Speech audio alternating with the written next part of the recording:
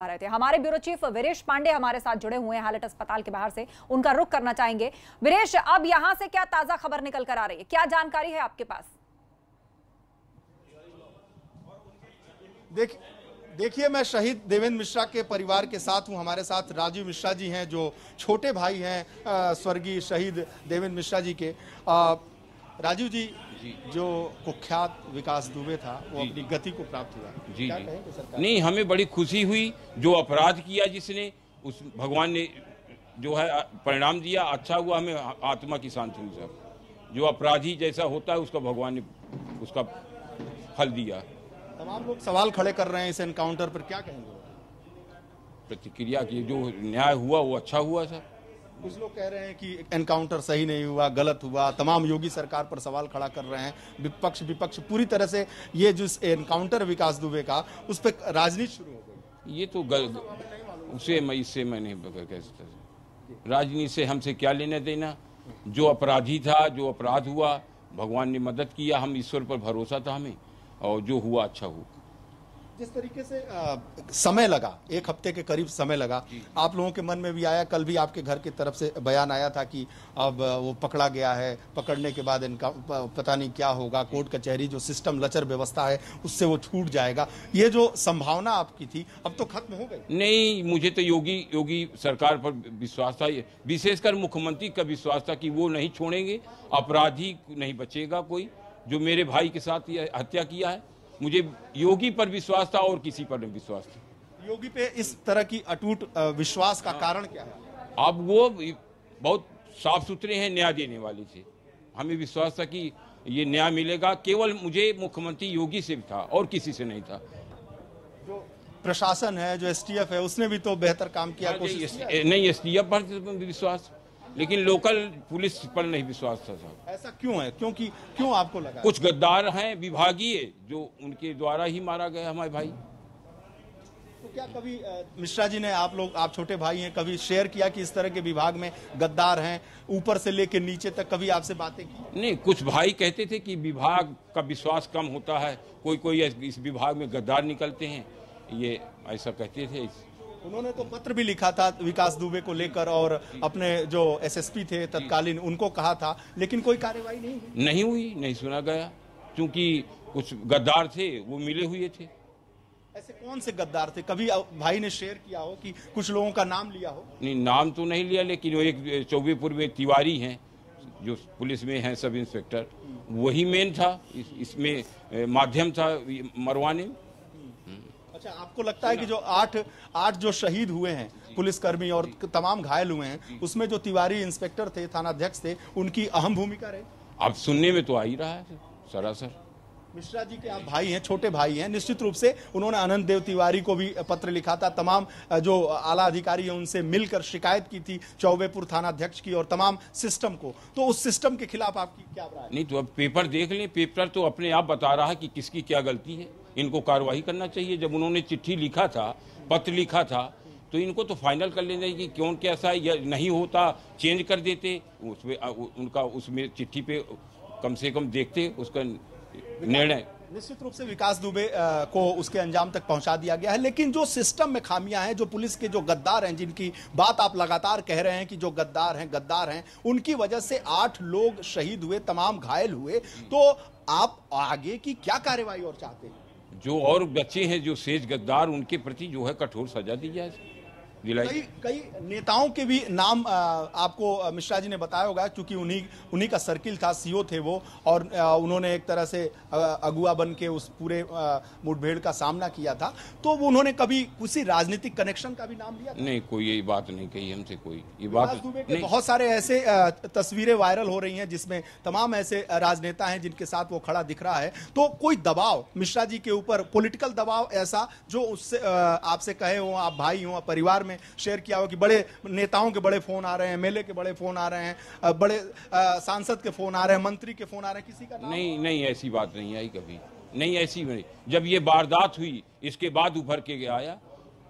जब वारदात हो चुकी, एमपी तक पहुंचा, कैसे पहुंचा, कितने दिन में पहुंचा, कैसे पहुंच, जब यूपी सरकार लगी रही, प्रशासन लगा रहा, कितना वहां पहुंचा, वो उज्जैन कैसे पहुंच गया?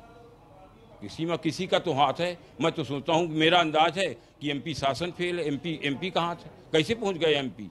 अच्छा, मध्य प्रदेश सरकार का आपको हाथ लगता है कि मध्य प्रदेश सरकार की कोई किसी का नहीं, किसी न किसी का तो हाथ है। कैसे एमपी से सरेंडर किया उसने?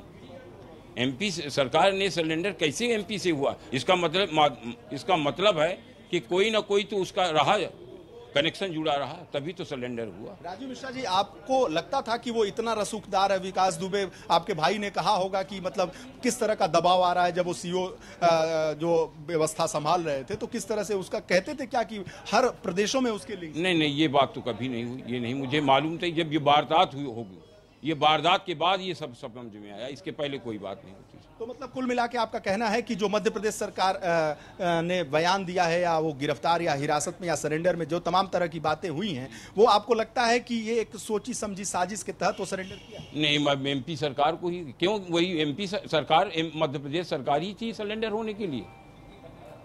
उसको कुछ संरक्षण तो मिल रहा था, तभी तो एमपी से सरेंडर हुआ।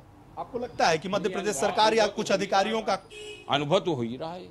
भाई यूपी से सरेंडर हो जाता, या और 2-3 राज्य हुए मिले, वहां से सरेंडर, कोई माध्यम तो होगा ही। बड़ा आरोप लगा रहे हैं बहुत सारे लोग नहीं, माध्यम तो होगा ही।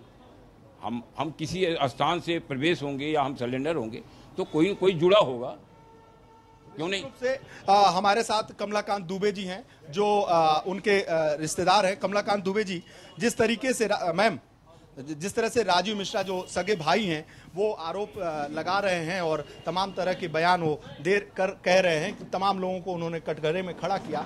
आप अगर खड़े हो जाए तो जरा अच्छा फ्रेम बन जाएगा 2 मिनट के लिए, और हम आपकी बात को दर्शकों तक पहुंचा सकेंगे एबीपी गंगा के माध्यम से। जो आपका कष्ट है और तमाम तरह की बातें हैं, जो सवाल है, हम पहुंचा सकेंगे।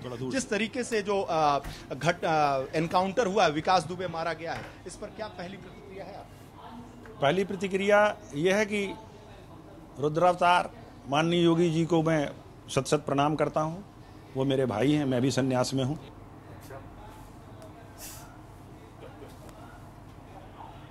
और उन्हीं की सक्रियता और सतर्कता का परिणाम है कि आज 8वें दिन वो अभियुक्त मारा गया।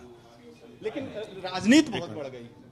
ठीक है, राजनीति, देखिए, राजनीति पे बात करना और अन्य चीज़ों पे बात करना ये मेरा काम नहीं है। ये आप लोगों का काम है। ये आप लोगों का काम है कि आप लोग इन चीज़ों को देखें। ये समाज के रोग हैं, ठीक है। राजनीतिज्ञ, अपराधी और इसके साथ साथ में खुद विभाग के ही कुछ भ्रष्ट लोग जो अपराधियों से हाथ मिला लेते हैं। मूल रूप से यही 3 लोगों का व्यवस्था जो थी, यही तो कारण थी उन शहीदों की अंतिम स्थिति का। तो ये समाज का रोग है। अब एक आदमी के मर जाने से रोग दूर नहीं होता है। अभी ना मालूम कितने विकास खुले घूम रहे होंगे और यही लोग अपने स्वार्थ के लिए फिर एक नया विकास खड़ा कर देंगे। तो ये हम समाज के जागरूक नागरिकों का कर्तव्य है कि उनका, पुलिस का, प्रशासन का सहयोग करें। आलोचनाओं में उलझाने के बजाय या पार्टीबाजी में उलझाने के बजाय ये हमारा दायित्व है कि हम इस रोग की जड़ तक पहुँचें। इस पर्दे के पीछे छुपे उसके मददगारों, समर्थकों के ऊपर पहचान करें और कार्यवाही करें। कमलाकांत दुबे जी, आप सगे साढ़ू हैं स्वर्गीय देवेंद्र मिश्रा जी के। कभी उन्होंने शेयर किया हो जो पॉलिटिकल दबाव हो, पॉलिटिकल कनेक्शन हो, माफियाओं का दबाव हो, तमाम तरह के व्यवसायियों का दबाव हो? देखिए, वो अनुशासित सिपाही थे। उन्होंने अपनी कभी विभागीय बातों का किसी का नामजद मेरे से जिक्र नहीं किया। सामान्य रूप से वो जो जिक्र करते थे वो यह होता था कि यार व्यवस्था इतनी गड़बड़ है कि ईमानदार आदमी का काम करना मुश्किल हो गया है। तो ये परिस्थितियां स्वयं बयान कर रही हैं। मातहत बिके हुए हैं, उच्च अधिकारी सुन नहीं रहे हैं, ठीक है। और उसके साथ में जो आपने चिट्ठी ही दी है वो भी गोल हो जा रही है, उस पर कार्यवाही नहीं हो रही है। नेता अलग फ़ोन करके धमका रहे हैं। तो ऐसी स्थिति में कोई पुलिस अधिकारी कैसे काम करेगा? कोई जांबाज अधिकारी कैसे जाएगा मुठभेड़ के लिए?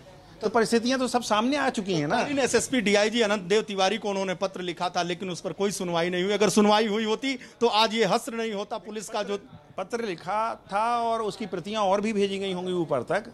तो ये उनकी अपनी, ये प्रश्न आप पुलिस से पूछिए ना, मुझसे क्यों पूछ रहे हैं? सरकार ने उनको केवल ट्रांसफर किया है, मुरादाबाद भेज दिया गया। क्या ट्रांसफर एक पूरा कदम है? ये बताइए, अगर कोई व्यक्ति किसी षड्यंत्र में भागीदार पाया जाता है या कर्तव्यहीनता करता हुआ पाया जाता है तो वो जांच का विषय है कि ये कर्तव्यहीनता किस वजह से की गई। अपराधी के पक्ष में गई ना वो कर्तव्यहीनता। तो न्याय का सिद्धांत तो ये है कि उनकी जांच करे सरकार और उनको भी उनके मुकाम तक पहुंचाए।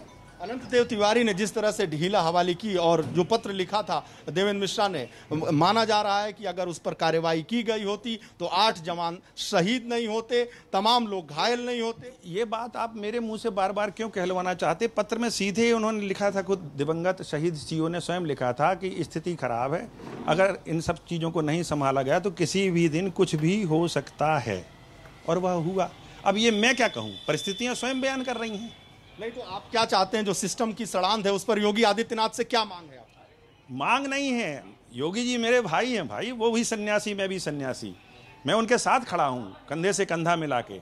सिर्फ इतना है कि उस समस्या की जड़ तक जाएं, और अभी भी काम खत्म नहीं हुआ, सिर्फ 10% काम हुआ है कि मुख्य अभियुक्त मारा गया, लेकिन उसके पीछे के जो लोग थे, जो विभाग के लोग मिले हुए थे, जो नेतागण उनके साथ लगे हुए थे, इन सारी चीज़ों की ईमानदारी से दरियाफ्त की जाए, और तब कहीं हम इस समाज की सड़ांध को निकाल पाएंगे। एक पैर काट दीजिए कोई बात नहीं, विकलांग समाज हो जाएगा, लेकिन जिंदा तो रहेगा। अब वरना तो ये सर्वनाश की तरफ जा ही रहा है। नहीं तो जिस तरीके से राजीव मिश्रा जी ने कहा कि मध्य प्रदेश में ही उसने क्यों सरेंडर किया, एक तरह से वो साजिश, ये सब बातें इन्वेस्टिगेशन करना और इनको बहस में लाना और सच्चाई तक पहुंचना, ये मीडिया का काम है। अगर पुलिस कुछ नहीं बता रही तो आप सच्चाई पता लगाइए और जनता को बताइए। इस बारे में मैं घर में बैठा व्यक्ति क्या विचार व्यक्त कर दूं? 1 हफ्ते लग गए लगभग इस पूरे उसको अंजाम तक पहुंचाने में। आपको लगता है कि देर हो गई? मतलब उस समय 24 घंटे के अंदर, अगर उत्तर प्रदेश में कानून का राज है और इतना सक्रिय पुलिस है, तो 24 घंटे के अंदर हो जाता है ये सब? इस बारे में 24 घंटे में कर दो कह देना आसान है, लेकिन जिनको करना होता है उनसे पूछिए। कोरोना काल चल रहा है, हर आदमी मास्क लगाए, चश्मा लगाए घूम रहा है। आप पहुंच जाएं तो आपके घर वाले आपको नहीं पहचानेंगे। किसी की शिनाख्त कर पाना, किसी और फिर उसका मुखबिर तंत्र क्या मर गया था, वो तो तब भी उसकी सहायता कर रहा होगा। तभी तो ये आदमी यहाँ से दिल्ली पहुँचा, फरीदाबाद पहुँचा, वहाँ से उज्जैन पहुँचा, क्या हवा में उड़ के पहुँच गया? तो ये तो सोची समझी बातें हैं, और इसका खुलासा भी मुझे विश्वास है कि समय आते होगा। योगी जी से मुझे कोई शिकायत नहीं है, योगी रुद्र के अवतार हैं और जो कहते हैं सो करते हैं, इसके लिए मेरा उनको प्रणाम है। लेकिन चुनौती बहुत बड़ी है, ये एक व्यक्ति की समस्या नहीं है, पूरे समाज की सड़ांध की समस्या है, और मैं चाहूँगा कि इस जांच की दिशा को मोड़ा ना जाए व्यर्थ में विवाद बढ़ा करके नेता आपस में आरोप प्रत्यारोप करें, मैं सही तुम गलत, सारे नंगे हैं, यह मैंने देख लिया है। कुल मिला के इतना चाहिए कि अपन लोग ईमानदारी से इस जांच की तह तक पहुंचें, और जो नाम आते हैं उन्हें अरेस्ट करके और आगे की तफ्तीश की जाए, ताकि इस पूरे नेक्सस का खुलासा हो सके। निश्चित रूप से नेक्सस की बात आप कर रहे हैं। तमाम ऐसे तस्वीरें वायरल हुई हैं जिसमें बड़े माननीय हैं, विधायक हैं, MP हैं, मंत्री हैं, पूर्व मंत्री हैं, तमाम ऐसे लोग हैं। आपको लगता है कि दुबे जी ने कभी आपसे शेयर किया हो कि फला मंत्री का बड़ा फोन आता है, फला विधायक का बड़ा फोन आता है, फला सांसद का फोन आता है, किस पार्टी से वो जुड़ा हुआ था? देखिए, बुरी बातें समाज में तब बढ़ जाती हैं जब हम उसे स्वीकार कर लेते हैं।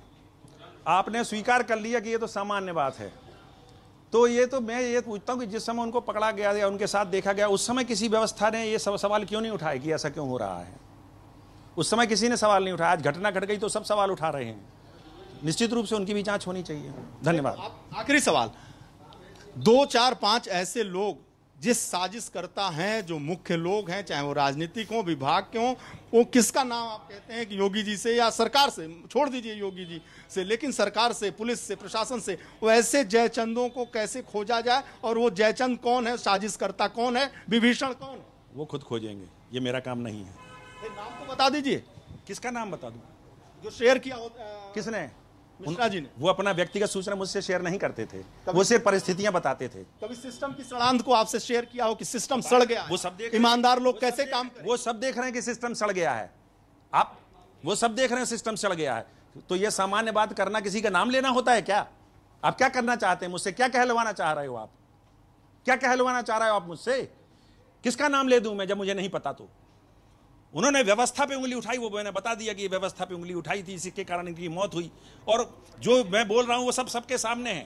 पत्र पे कार्यवाही नहीं हुई, ये सबके सामने है। पत्र को जाली ठहराने की कोशिश हुई, लेकिन वो साबित हुआ असली, ये भी आपके सामने। पूरा का पूरा थाना लाइन हाजिर हो, जेल में है, ये भी आपके सामने। कि मुखबिरी हुई, ऊपर वालों ने सुनवाई नहीं की। ये सब बातें जो मैं कह रहा हूं इनमें कुछ भी नया नहीं है। अब आप नाम किसका मुझसे क्यों निकलवाना चाहते हो? जी बिल्कुल, वीरेश, शहीद देवेंद्र मिश्र, उनके रिश्तेदार, लेकिन जो कार्रवाई हुई है उससे संतुष्ट दिखाई दे रहे हैं, लेकिन सवाल यही है कि ये जो पूरा मुखबिर तंत्र था वो भी सामने आना चाहिए।